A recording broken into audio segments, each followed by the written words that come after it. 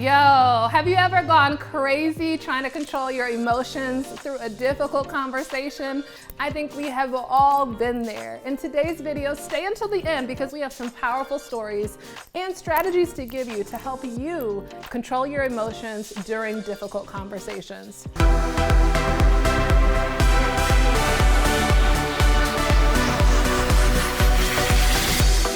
As an entrepreneur, as a leader, as a mom, as a wife, you name the title, look, people have tried my emotions over and over and over again. And I'm honored to have my team from the Big Money Movement to just go through this conversation and talk about how to navigate these conversations.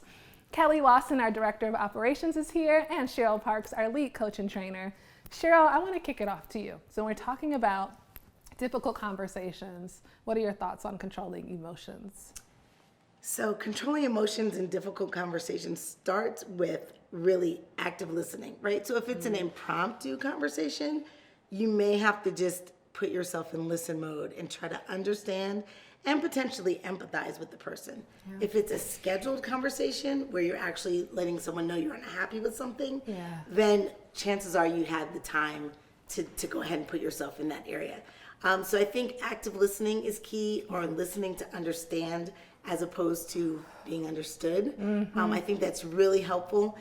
In addition, I think there's also understanding the time and space, right? Yeah. So in this world of Zoom calls and virtual, remote, everything, does the difficult conversation, can it be had in person? Sometimes it can't. And if it can, are you interested in having it in person?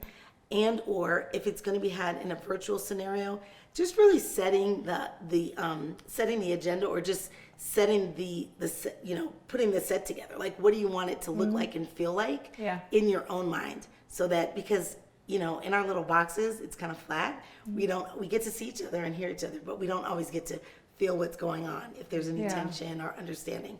And then the final piece that I would say would be to detach from the outcome. So let me specifically tell you what I'm talking about. So one of the members in our group, her name is Tracy, and Tracy hired her first hire, actually, as she was growing, just really on the trajectory to just, her business is booming.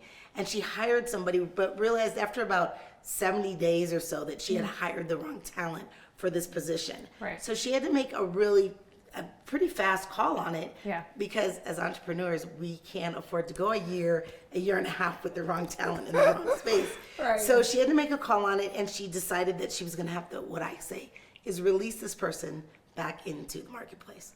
So at the end of the day, to have that conversation, she had to get her schedule together, decide when it was appropriate for her to have it, how she was going to have it, what kind of container. Was she going to meet her in person or be on the virtual Zoom call? And then from there, detach from the outcome. And what I mean by that, specific to this scenario, is if you know you're going to release the person, it's probably not the time to get caught up in a long story and start going back and forth about what matters. If you've made that decision, it's short and sweet. You might script it and then let the person know exactly what's going to happen from here. Right. As opposed to, now it's time to talk and see if we can fix it. You really need to be very specific about what your goal is for that conversation. For the conversation. I love it. Yeah. I love it. For the record, her name is not Tracy. We have changed the names of members. We don't have a to protect them in this YouTube video. The identity. I just think a lot of times, in business, you're pulled into conversations that you weren't prepared for. Yeah. And it's okay to take that break and to say, okay, I need time to process. Like, what you did or what you said triggered me, but I need to breathe, I need to process. And the moment you're ready to have the conversation with controlled emotions is when you should initiate the conversation. You don't always have to talk through the high emotional times. And this brings me to a point in my personal life where I had to leave an organization and so that's hard to communicate. You give away a lot of your life to a business and to a company, and you feel like you're bought in and you feel like you're a lifer. And then something happens or there's a misalignment and you just start falling out of love. And instead of like building resentment and staying and working and, grumbling under the surface, you have to just communicate, like it's time for me to make a different shift or another change in the trajectory of the path of my career. And so that happened to me, and it was the most difficult conversation that I've had to have. And just, I love the business owner. Like, I loved her, but the work environment just wasn't for me anymore. And so I waited until I was ready. So I activated everything I'm sharing right now. I waited till I was ready. I took that break, stepped out of myself. I did some breathing exercises, and then came back when I felt like I was more in my power and ready to communicate. And I communicated and delivered the difficult conversation. But I can't say it was easy. It just was helpful. I love these anecdotes. As the high D personality, I think I have difficult conversations with you all every single day. I know Kelly and I do. Like, I want to talk about it, right? And I want to have a healthy conversation about it if it's okay. Difficult conversations can mean many different things. What can be difficult is I want something and you want something else. And I have to take the time to hear you. And I might have to concede on my viewpoint, or my perspective may not be the right one, or, you know, I disagree with you and I respect you, and it doesn't feel good to disagree, right?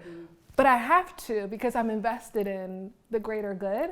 And so when I think about that, I know for our organization, we have specifically this year adopted the idea of radical candor. Right, like that's a part of our culture. Is radical candor is I'm going to be honest, I'm going to be candid, even in difficult times.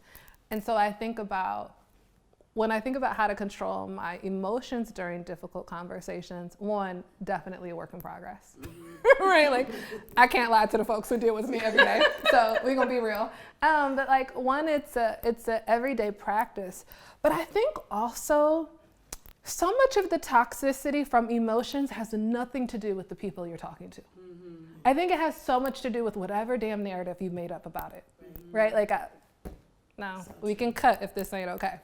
I know for me, like I have triggers. Rejection is a trigger.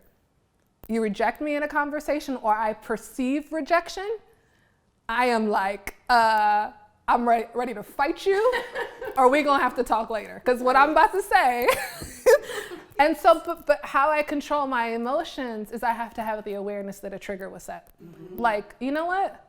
I don't know if you're responding to what's happening, and I don't know if you can hear them right now, because your programming is set off, and you need to go figure out what's happening. And so, and sometimes communicating that to someone of, I'm hurt. I was talking about something. Do you remember? I was talking about something yesterday, and I was explaining it to Kelly and Cheryl, and I was like, and I was feeling, and Kelly was like, hurt?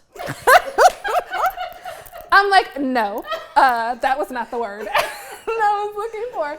But it's like being honest and aware about what those feelings are. And it's so interesting. Tony Robbins did this example, and I think he did it in his Netflix episode. It was so dope. And Nirka, one of his lead trainers, I went on a spiritual retreat with her for a week in Joshua Tree. And this analogy of like, I don't like rejection. So what? Because rejection makes me feel this. So what? And this makes me feel this. And he did this exercise, and at the end of the day, it always boils down to love. When I feel rejected, then I think I'm unlovable, so now you've triggered something. When I feel like I can't trust you, like it all boils down to our need to be, Oprah talks about this all the time. She talks about in all the interviews that she's done, people want to be seen, heard, and understood. And like we're all just wanting to be lovable human beings. And as much as we try to act like business doesn't get personal or like all these other things, it boils down to I'm hurt, so now I don't feel accepted. I don't feel like I can be me, and I don't feel loved in this environment. And so now this is no longer a healthy conversation. And I think just having that awareness of, Cheryl, you talked about this earlier, curiosity. Like I'm now at a point where it's not easy, but sometimes I have to go, Liz, what are you really feeling? And what if they hit on? And how do you, it's almost like when you're in a conversation, you have to float above the conversation. Like you have to be in it. Stevie Wonder says in it, but not of it. Like that's one of my favorite lines in As, the song As. And it's like, okay, I'm in the conversation, but how do I rise above this conversation to see what's really happening? And to each of your points, is now the time. do the two people in this conversation or multiple people have the control to be honest and flip the switch, or do we both need time for healing? So I think that's a big thing. But I think it's, and I just lastly want to say this, because, you know, we talk about the business environment a lot, and because we work with entrepreneurs and business leaders, and right now there's such an imperative around diversity. And I think the conversation we're not having about diversity is introducing diversity fosters tension and difficult conversations. Now, diversity can be many different things. And because there's a whole bunch of Black women on here, don't y'all think I'm only talking about race, because it's beyond that, right? Like, diversity is many different things. Like, we're 3 Black women sitting on a couch and we are diverse people, right? And so when you have different people with different viewpoints, map of the worlds, perspectives, personalities, and if you cultivate an environment of diversity and you embrace it, that means you need to give your people the tools to navigate the conversations, because they're going to see things differently. And you're saying you want them to bring their full selves there. So then how do we have healthy conversations when they're difficult? Right. This is such a powerful conversation. You know, what I love about entrepreneurs and leaders, I think that as we're healthy and we're able to navigate conversations, we are just creating this domino effect, this ripple effect for more human beings to have the tools for that.